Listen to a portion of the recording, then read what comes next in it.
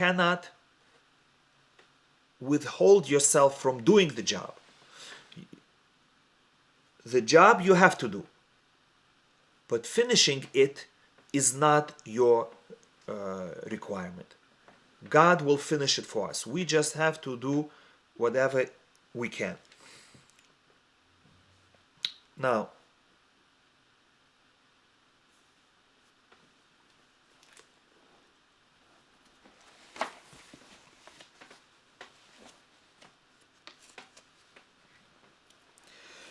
as we mentioned, the Torah tells us count each Jew according to his family, according to his father's house. And there's one more word that is used, letziv otam, according to their armies. The word tzava means army in Hebrew, but it doesn't only mean a military army to fight.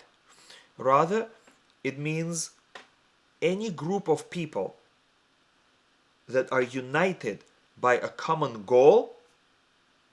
That's called an army. This is what Rav Hirsch, how he defines this word. And therefore, when it says, count every man between 20 and 60, everyone who goes into the army, it doesn't mean that they're all soldiers. In fact, I can't recall any time when all 600,000 men had to go to fight.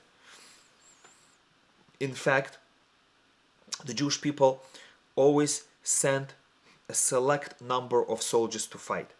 We didn't fight with masses, we didn't fight with numbers. We fought realizing that Hashem is fighting our wars, that Hashem is guiding us, and therefore we don't win by numbers, by physical might. So these 600,000 men were not all conscripted soldiers. So when it says Kol Yotze Tzava B'Yisrael, everyone who goes into the army among the Jewish people, doesn't mean military army, rather it means everyone who goes out to do communal service among the Jewish people. Tzava, the army, means, are you involved in a group with the rest of your community? Do you participate in something where you and a few of your friends have a common goal for the benefit of the Jewish people? And if not yet, you should think of it and sign up for something, because otherwise a Jew is not considered part of the Jewish people unless he's Kol Yotze Tzava B'Yisrael, unless he is part of a group and he helps to promote the benefit of his community.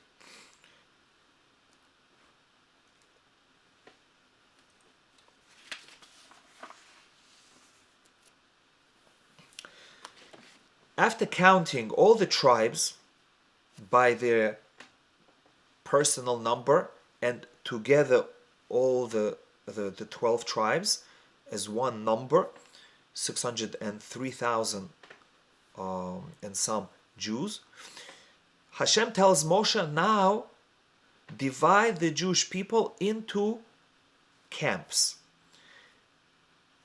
The way they settled in every location and the way they traveled. And the way it was structured, in the center was the Mishkan, the tabernacle. Around the tabernacle on three sides were the three families of the Levites, Leviim. On the fourth side was Aharon with his two sons and their families, and Moshe. And then Around them were the other 12 tribes. Each direction had 3 tribes. The east was the camp of Yehuda, which had 3 tribes, Yehuda plus 2 more tribes. The north, the west, and the south. Each side had a leader and 2 additional tribes. Each side had their own flag for the entire group of 3, plus each camp, each tribe had their own flag. And when they traveled in this formation as well. Now, some rabbis say in the Talmud that they traveled in exactly same square as they encamped. Some rabbis in the Talmud say that they traveled in the same sequence. For example, the east, the tribe of Yehuda was first, then came the next, then came the tabernacle, and the tabernacle was in the middle, carried by the Levites, and then the other 2 camps. So one opinion in the Talmud is that the whole camp traveled as a 12-kilometer huge traveling camp, because the Jewish camp took 12 square kilometers. And another opinion in the Talmud says that no, each camp traveled together as a group, but they separated into the camp of Yehuda, the camp of Reuven, the camp of Ephraim, camp of God, with the temple, the tabernacle in the middle. They traveled like a beam. Be it as it may, according to one of these opinions, but when they encamped, it was like a big square, 12 kilometers by 12 kilometers. And what's significant about it is that on one side, on the east side, was Yehuda with the 2 tribes next to him, and on the other side was Ephraim with the 2 tribes next to him. Now, they were on opposite sides of the tabernacle. What is significant about it? We know that Yehuda and the tribes of Yosef, Ephraim and Menashe, were always opposing each other, physically and spiritually. They were like competitors. Yehuda was the leader of the children of Leah, and Yosef, with Ephraim as his leader, was the head of the tribes that came from Rachel. And just like the wives, Rachel and Leah, had competition between them, who is more beloved, who is going to have more children, so too the tribes of Yehuda and Yosef, Ephraim specifically, had this competition. Who is going to be the leader of the Jewish people? And at some times, Yosef was the leader, like we know in Egypt, or at other times in Jewish history, and sometimes it was Yehuda who was the leader. When we say Yosef, it also includes the tribe of Binyamin. So we have Ephraim, Menashe, and Binyamin. For example, the first king was Shaul from the tribe of Binyamin, but it belongs also to the camp of Yosef from Rachel. Mordechai, who was the leader of the Jewish people in Persia, he was also from the tribe of Binyamin, but again, he belongs to the tribe of the camp of Yosef. We know that for majority of the Jewish history, the leaders were from the tribe of Yehuda. And that means that Yehuda was always ahead. Yosef was counteracting Yehuda. The purpose of Yosef was to be there so that Yehuda does his job properly. And if Yehuda is not doing his job properly, Yosef has to take over. Yosef has to become the leader. And that's what we see when Yehuda did not defend Yosef. He was weak and he made a mistake and he allowed for the sale of Yosef. It says, Veyered Yehuda me'echav. Yehuda was lowered in his stature by the brothers. So who became the leader? Yosef became the leader. Yosef became the leader for the next 80 years in Egypt. Similarly, when Shlomo was the king. Shlomo is from the tribe of Yehuda. And his son, Rehavam, was the king. Someone from the tribe of Ephraim came and they protested about what Shlomo and his son Rehavam were doing. And he publicly criticized him. And Hashem said to this man, his name was Yeravam ben Nevat, from the tribe of Ephraim. Hashem said to him, Yeravam, because you defended the honor of God and you protested against what Shlomo and his son Rehavam were doing, you did your job properly. You pointed out how Shlomo and his son are not doing what they're supposed to as Jewish kings. Therefore, I will give you the kingship. Temporary. Yosef is not allowed to be a permanent king. Yosef is only allowed to be a temporary king at a time when Yehuda is not doing his job. But when Yosef teaches Yehuda the lesson, then he has to give over the reign to Yehuda. But Yeravam didn't do it. Yeravam enjoyed the power so much that he said, I want to remain the king over the 10 tribes forever. And therefore he made rules that the 10 tribes are no longer allowed to go to the kingdom of Yehuda. He put border patrol and he built an imaginary wall like that dividing East and West Berlin. They were part of the same nation, Jewish people, but they became into two nations. The southern kingdom of Yehuda and the northern kingdom of Israel. In the northern kingdom there were 10 tribes led by Ephraim, Yeravam, and in the south there was the kingdom of Yehuda with Binyamin and the Levites and some Shimon led by Yehuda. And Yeravam was supposed to give over the power back, but he didn't, and he paid dearly for it.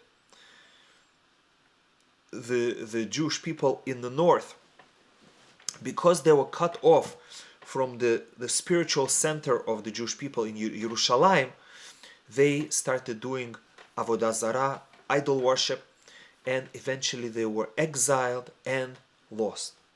These are the 10 lost tribes. Now, this is what the Torah teaches us, that Yehuda and Yosef have to be across from each other, with the Torah and the tabernacle in the middle. And it's like a seesaw. The tabernacle is the center, and they have to balance each other, that no side should take too much control. And if they do, the other side should balance them out.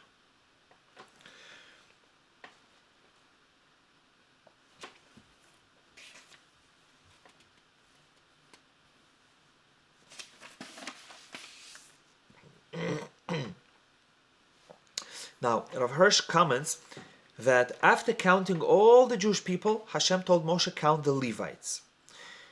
The Levites were separated because they didn't worship the golden calf. As such, they were more devoted to Hashem. And because of that, Hashem said, you will be the ones who will protect the Torah. The Torah was in the tabernacle, in the center. The Levites formed a buffer zone so that Torah should not be abused and misused and misinterpreted. Moshe, who was a Levite himself, and the Kohanim, who were part of the tribe of Levi, they were supposed to be the spiritual leaders and the teachers of the Jewish people. Now, how do you become a spiritual leader of the Jewish people? By being honest and devoted to the Torah and to Hashem.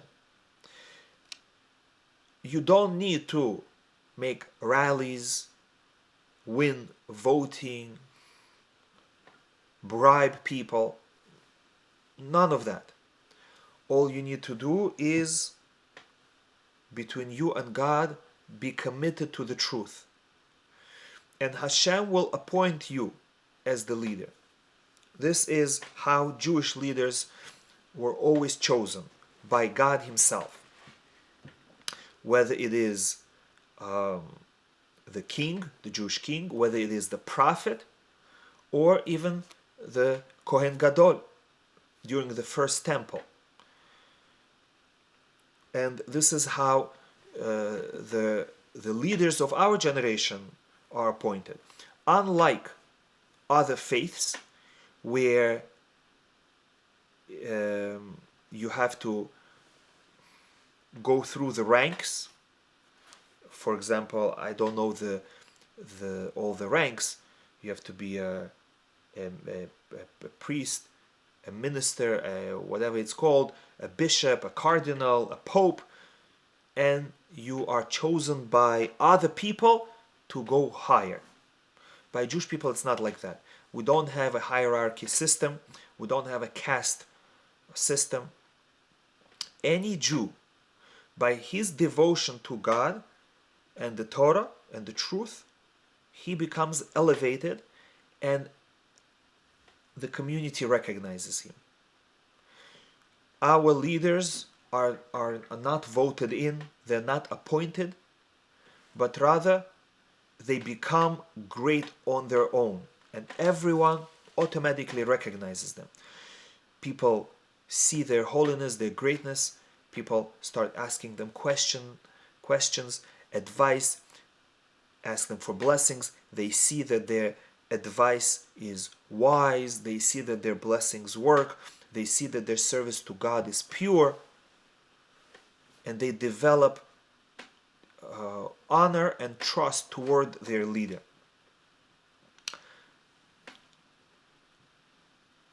And it is often surprising, and I had non-Jews and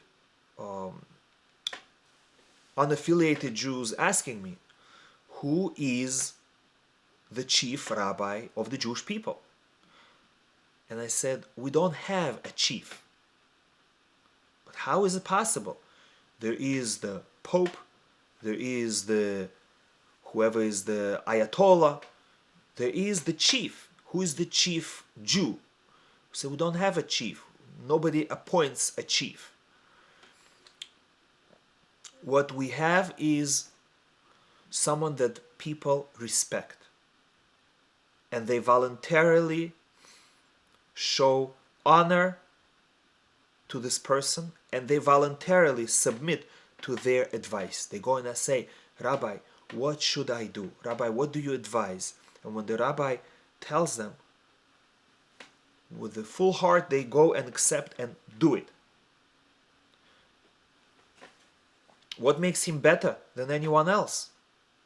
There's no explanation. You can have two people studying two people praying, two people doing mitzvot, one becomes great and one becomes second grade. Why? Only God knows why.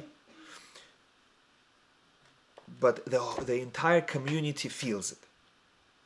They're great and they are our leaders not because they have a title, not because they have official government position, not because we are giving them donations. In fact, most rabbis work for free. Anybody can come to them. For example, my own rabbis, I have a few rabbis. I don't have to pay them. It's not expected, not asked for, and I don't pay them. And I have a relationship with them over years. I ask them advice. I ask them for path in life. I ask them halacha. I can call them. I can meet them. I'm inspired by them. They're not getting rich. It's not a pyramid where those on top, like in a church or in any cult, whoever is on top gets all the money and gold and power. And the lower you are, the less rich you are. By Jewish people, it's the opposite. Whoever is on top, usually the less rich he is. Because he's not asking for donations, he's not asking for payment, he's not asking for a bribe. He is doing it with his open heart. So, when you know that I am here to serve God, and that's what the Levites proclaimed. Moshe said, Mi Lashem Elai. Who is for God? Come to me. And it says, all the Levites came to Moshe. So, by proclaiming, I am for God, you become the leader. Because if a person says, I'm in it for money, I'm in it for honor, I'm in it for power, for respect, you're not going to become a leader. People will feel that you're not for real. How can you become a leader? By forgetting about payments, by forgetting about honor, just doing for the sake of God, for the sake of the Jewish people. Being available and doing whatever it takes. And then people recognize it. Again, nobody forced Levites to take this job upon themselves.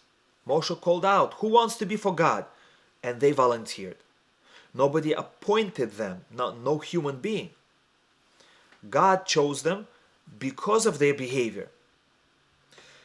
And again, this is the message for us. If we want to become great, if we want to fulfill our potential of what God implanted in us and what God sees in us, even if we ourselves don't see it, Hashem sees inside of us and He sees our soul. To bring out the potential, we have to open our heart, not to constrict it, not to say, give me, where's my money, where's my honor, do things for me. No, I open my heart and I say, Hashem, I'm here for you. What is required of me to do, and I will do it. I am ready, willing, and able. Through this, we are going to become not only Levites, we are even going to become Kohanim. Like it says, Va'atem tiyu li mamlechet Kohanim. Hashem says, you will be to me, the entire Jewish people, you can become for me Mamlechet Kohanim, the kingdom of priests, the Goy Kadosh, and a holy nation. Usually, you can only have one king. By the Jewish people, each one is a king. It says Mamlechet Kohanim. It's a kingdom of priests, kingdom of Kohens. Every Jew can become a Kohen. How do you become a Kohen? We learn from the tribe of Levi. Whenever the call goes out, who is for Hashem? We volunteer and say, I am for Hashem. Who can do this for the community? Who can help this individual? Who can give of their time and money and strength? And we say, I am there. Anything that needs to be done, God gave me the power, and God will give me more power and strength to do everything necessary to do my mission, to help the Jewish people and fulfill the Torah.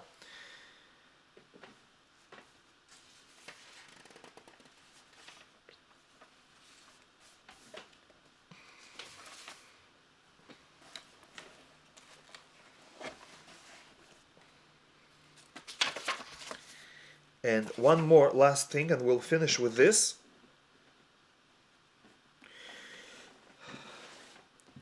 When listing the children of Aharon, this Parsha tells us why his two children died. Nadav and Avihu died when they brought a strange fire. They were Kohanim, they were from the Levites, and they were surely devoted to God. Why did they die? Because they offered a strange fire, which means foreign fire. The fire which represents our initiative, our enthusiasm. We have to be careful not to add anything extraneous on our own, because that is already a bias. That is already an ulterior motive. If Hashem asks us to do something, we do it. If we say, let me do more, that is already dangerous. I might be adding something. If I want to do something extra, I have to first ask permission from a higher authority, which usually exists for each one of us. Rabbi, my mentor, should I do it or not? And they might tell us, yes, in this case you should do it. And then it is not extra. Then it is what's expected of us. Or they might say, no, don't do it. It's too much. It's not for you. Not the time. And then we're not allowed to do it. Nadav and Avihu, although they were great, although they were holy, although they were Levites and Kohanim, they were still within the system. They still had to be careful and not add anything extra. As Rabbi Hirsch says, Nadav and Avihu met their death because of they brought their own ideas into the priestly service. However, what does it mean, serving God? Service is symbolic of obedience. I serve you means I am obedient to you, which means I am listening to you, and whatever you tell me, I do. If I do what I want, that's not service.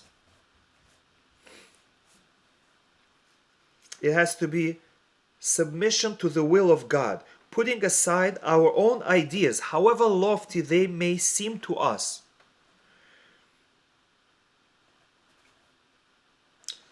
This will of God is something that came to us directly from God Himself through the giving of the Torah. And Rav Hirsch says that this is the meaning of when Hashem sent Moshe to Paro and he said, tell Paro, let my people go